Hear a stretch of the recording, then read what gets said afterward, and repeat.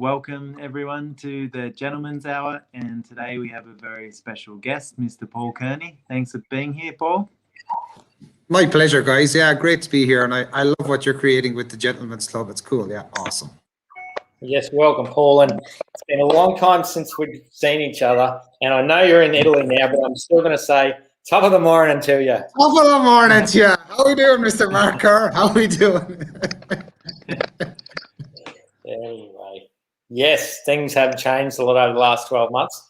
A little bit different to how we all probably envisaged they would be, but a lot of good stuff's come out of it too. And I suppose we leave things pretty relaxed here in planning topics and what we're going to talk about. But planning ahead did come up, and I guess it's one of those things. No matter how much you think you can plan ahead and work it all out, there's always going to be a little spanner in the works, which can obviously be a good thing, or as we say, it never shows up how you think it is. So, I mean, Paul, you're a perfect example of this, and an Irishman living in an old Italian castle now.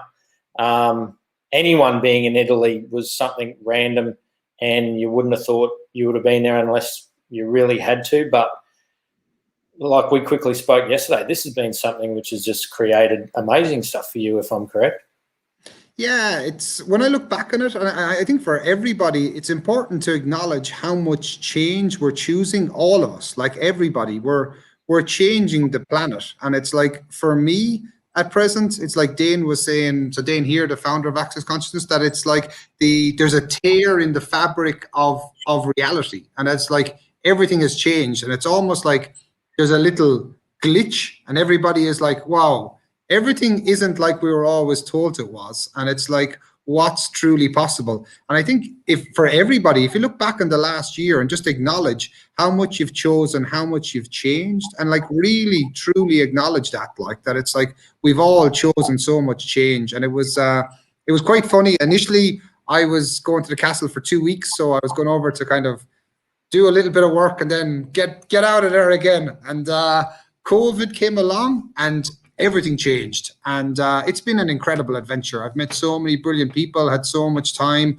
Like, it was interesting coming to a place where you didn't know many people, you didn't speak the language, you were a complete fish out of water, and you adjust. Like, one of the things that Gary Douglas always says is, don't panic, adjust. So you just adjust. Okay, what's required? And it's like, that's why I think every 10 seconds is so important. Literally every 10 seconds, what are you choosing? What greatness can I be now? And what else can I do? And it's like, it's with the management of the European company, with the management of the castle, with El Lugar, there's always lots of things going on. But also, what else can you add to your life? There's always more that's going to be fun for you. And one of the big things for me, if the purpose of life is to have fun, are you having fun? It's like, what else can you add to your life? What makes your life more enjoyable? Paul, you were talking about like making adjustments, and can you maybe talk about like some of the things that you have made as adjustments, like with the castle and COVID, and the creation of your life and your business? Because I know everything changed, and it's always changing, but this was a bit of a different story to what we're used to. Yeah, completely. And like, managing a hotel in Italy in the middle of COVID times is interesting at the best of times, but it's been an incredible adventure. And it's really shown me that your choice creates what you're willing to choose. And we've had to adapt our business model in terms of like setting up an online shop, looking at online academies, what things we can do that are different, because the beauty of the castle is always here. And one of the things that I got recently was how much all the classes that we're holding at the castle change things. So we just had an SOP with Dane here. We've done ESP classes, we've done Maestro classes, we've done lots of classes. And the castle has almost been an oasis of peace in the middle of a lot of craziness. So it's, and that's what people have said, it's like the place where you come and you kind of can take a breath. And the whole concept of the castle is the elegance of silence, and working from that place of silence, and what can we create from that silence, rather than the busyness where we're busy. what can we create from the silence that creates more for the whole world?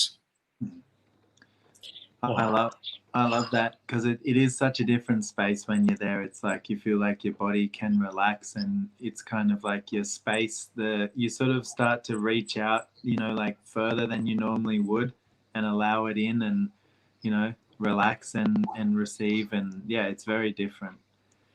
It is totally. I can just see, because I've been fortunate enough to go to the castle a number of times now, and to either be up at one of the rooms or in the beautiful garden, just looking out over that Italian countryside.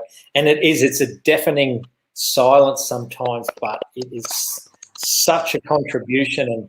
And you talking about that just then, about the elegance of silence and relaxing into these things. I know Gary also has mentioned a few times, and I was talking to Simone today with a few things with Antiques and Possibilities, and she mentioned again about the fact that Gary says if all the staff and access would just relax a little bit, the business would grow 75%. I mean, that's what I got when you were talking about that then, Paul. Obviously, there's a lot to do as well in what you're creating, but also operating and being the space which the castle is, how generative and how much that's created during these times of where, from my point of view, anything in Italy just about would have cobwebs in it now, the way the last 12 months has been. But the castle has actually grown and flourished. And I know you mentioned to me yesterday you've got event planners and all this stuff coming up in a time where it would just be foreign. So how much can we increase our lives and our businesses and creation if we just relaxed a little bit? So thank you so much for that. Yeah, totally. And it's like, not to say in any way that I have it perfect. Like, it's kind of there's always a lot more to go, but it's counterintuitive to what we're told, because we're told, okay, like I came from a corporate background, did a lot of corporate jobs where you had to work harder, you had to push. It was all, particularly like from a sports background as well. You've got to push, you've got to do more. But what if it's actually you have to be more? And it's be more space, be more relaxation. I was on a call recently with Simone, and she was talking exactly about that. It was like, if you relax into things, what can you receive? Because I've definitely been guilty of racing ahead and saying, okay, let's do this.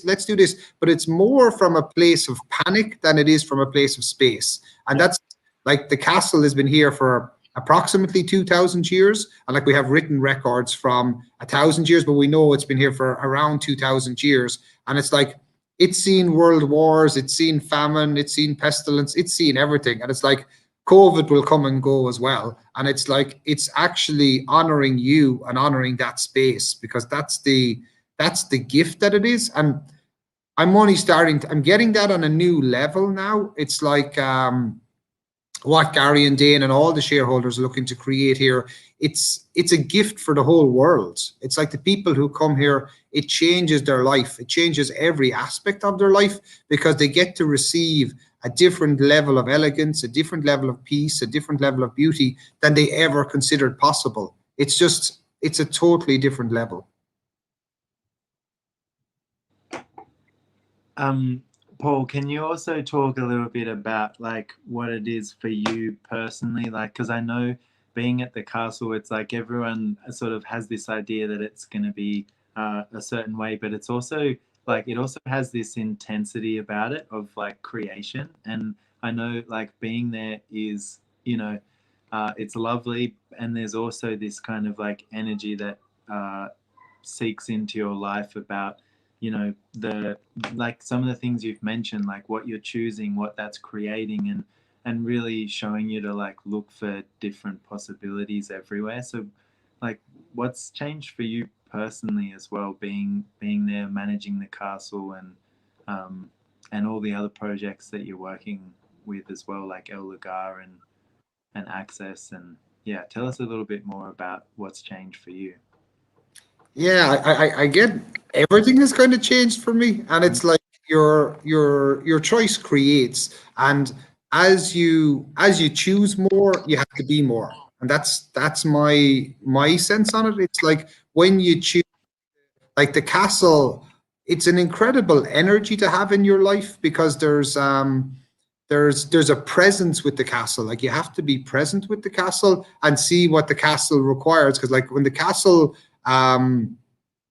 if you're doing something that the castle doesn't like, it'll bang you up, energetically bang you over the head and say, hey, I don't like this. And then when it opens up, it's like for me, like Michelangelo said, simplicity is the ultimate sophistication, and the castle symbolizes that for me. It's like simple systems, well done, that are elegantly delivered. And it's like what I say to, let the castle do the work, because the castle has been here for 2,000 years. It knows what it's doing.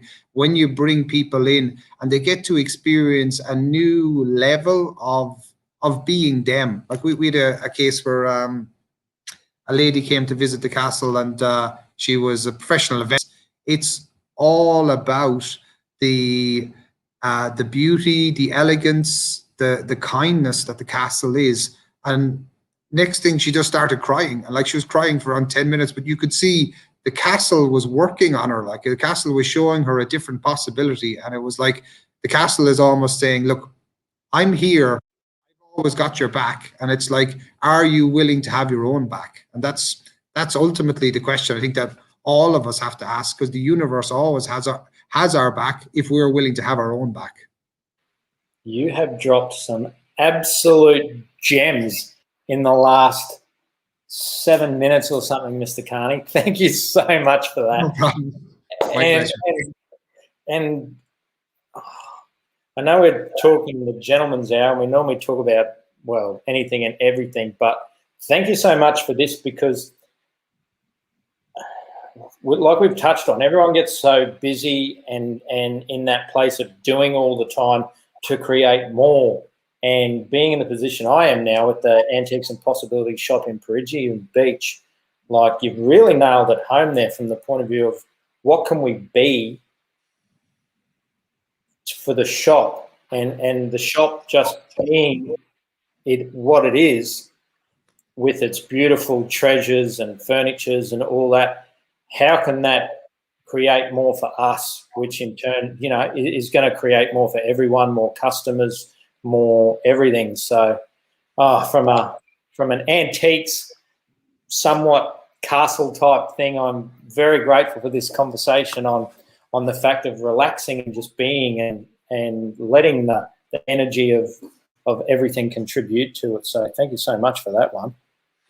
Well, I might, and it's not like I always had this, if you know what I mean. Like, it's kind of like you get the awareness as you choose things, and it's like there's still things that I'm choosing where it's like, okay, hey, not your smartest choice here. You need to go back into question what actually creates more here. And it's like, but I'm starting to get more so what with access, with everything, what we're creating around the world, our presence is different. It's almost like the people who are in fear are stepping more into fear. The people who are stepping into consciousness, or whatever term you choose to use, and that are stepping into it more so. And it's around the world, the gap is becoming bigger. And like the difference that we be in the world is such a contribution to people, because a lot of people don't believe it's possible, and it only becomes possible when you choose it.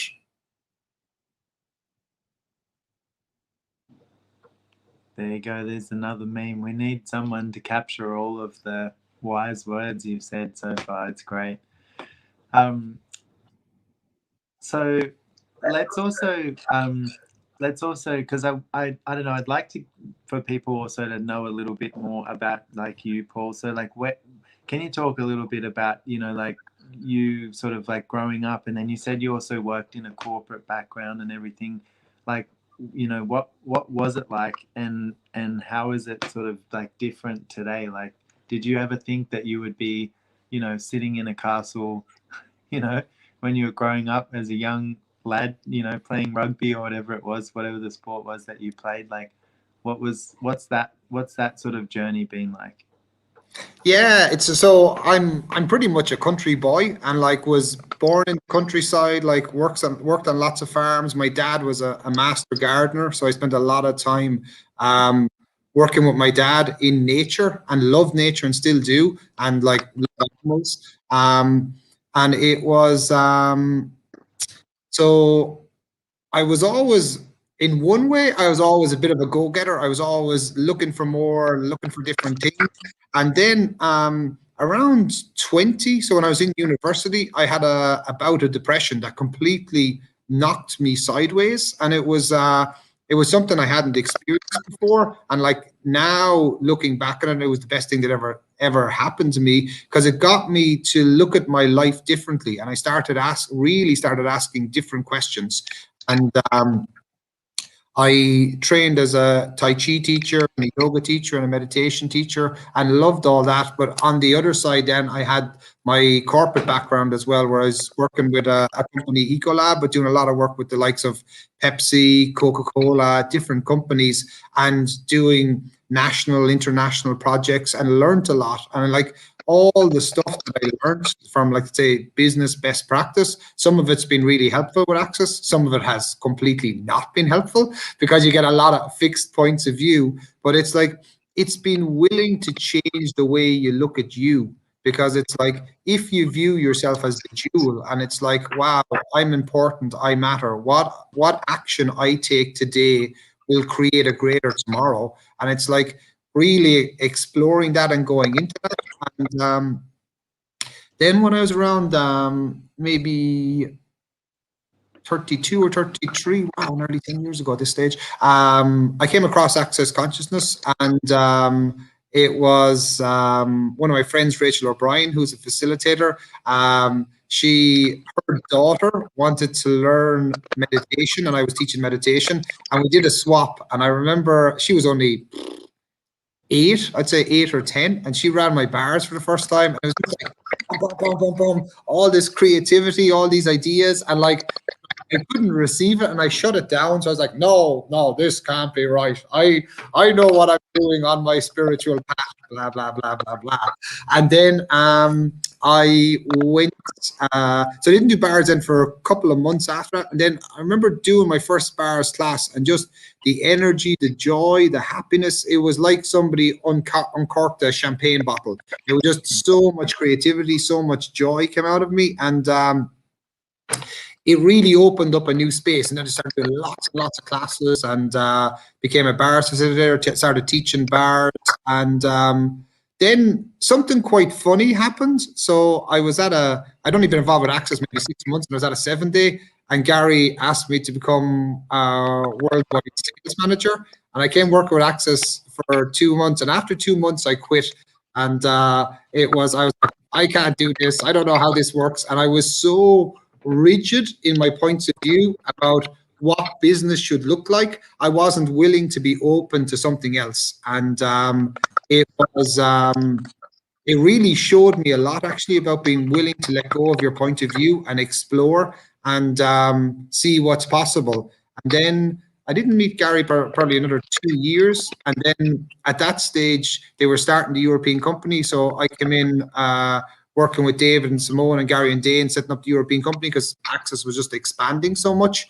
And that was just ease, joy, and glory. It was incredible experience, and just brilliant. Like, it was starting a company from scratch pretty much, and getting it up and running, and watching where it is now and how it's growing. It's just growing dynamically, and it's just an awesome, awesome company. So it's, and I'm still aware. I have so many points of view about so many things, and like, basically points of view can be called points of poo, because they just create crap. And like, the more willing you are to let go of them, the more can show up in your life. And it's like, I can see the areas in my life where things are expanding dynamically, and it's like, I don't really have a point of view. And other places then where I have a point, it should look like this, and it's like, doesn't work. So yeah, let go of your points of view, which I'm saying to myself. But it's always a journey. It's always an exploration and what's truly possible.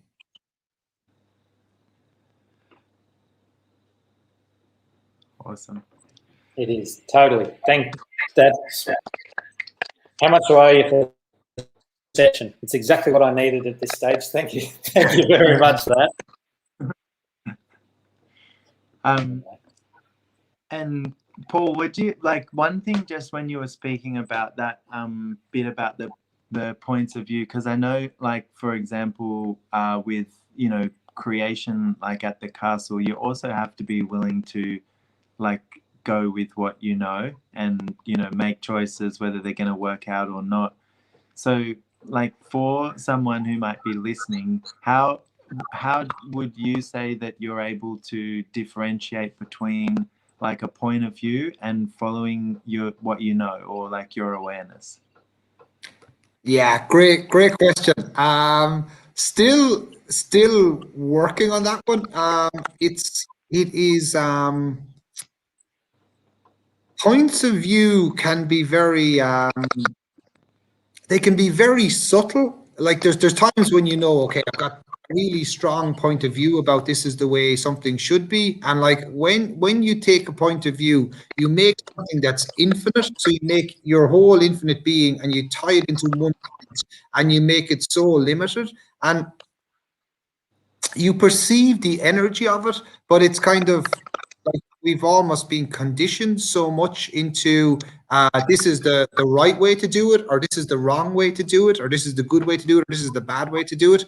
And it's like I've made lots of mistakes, like, and it's kind of like some of the things have worked out really well, some things not so well. But the big thing that I get is just keep showing up, keep showing up in life, keep asking questions. Everything comes from the question.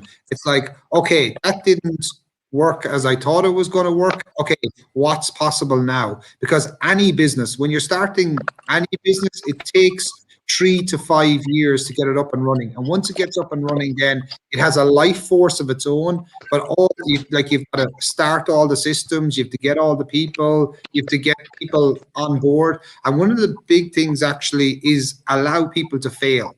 You have to be willing to allow people to fail. And it's like actually step back and see what they're going to choose and just say, okay, this is here. And one of the things that Gary says to me, and I really look out for now, is look out for individual brilliance. So people who are brilliant at their job.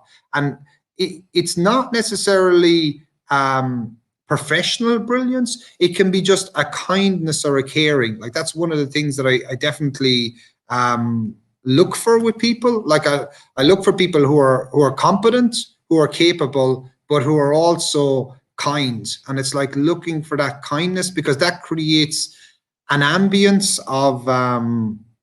of caring that the castle is. And it's like they complement each other, so they work together. And it's knowing where you're functioning from a point of view and where you're functioning from consciousness. Because when you're functioning from consciousness, things flow and it's easy, and it's like, okay, super easy. When you're functioning from a point of view, it's always kind of it just has this kind of weird energy about it, where it's like it's not quite right. And it's kind of I think some of it you just get aware when you get aware, and it's like, okay, wow, that's a point of view. And the other big thing is, who does it belong to? Like, as infinite beings, we're aware of everything and everyone. How many points of view are we picking up from people? It's like, this is how to run a business, this is the way it should be, this is what it is. And it's like, I'm only now, like a year into the role, starting to get what Gary and Dane are starting to create, and I still only feel I'm only getting glimpses of it. Like it's a whole different level. Look what they're looking to create. That's amazing. And I want to just say as well, like, one of the things that we talk about with Return of the Gentleman is, you know, that like being a gentleman is, you know, being everything you are, like the power and the potency and the creation. And it's like you embody that in a really different way. And I love as well how willing you are to be vulnerable, of like, you know, not about getting it right, but like, you know, you made mistakes and kept moving and kept choosing, and it's a really different possibility to present the world with. So very, very grateful, and thank you so much for coming on with us and having a chat, Mr. Paul Kearney. We're My very pleasure. lucky to have you. Yeah, no, I love what you guys have been creating. I've been following it for the last year or two, and I think what you and Hannes and Roman and Mark embody is a level of kindness, and it's the like that's one of the gifts that humanoid men can be. It's a level of kindness and also an awareness, and it's being truly willing to be everything that you be. It's like what's possible. Like all your classes, everything I see online, there's a level of kindness to it. It's beautiful to see. Thank you very much. It's been amazing seeing you too. Thank you. It's been great to see you guys. Yeah. It's been a long time, and hopefully we can all catch up again in the near future. So thank you very much, sir. Thank you. Thanks, Paul. Thanks, Mark. And thanks, Paul. viewers. It's been great having you all here, and catch us soon for, I'm not sure who, but we'll let you know when it happens. Thank you. All right. Bye, guys. Thanks a million, guys.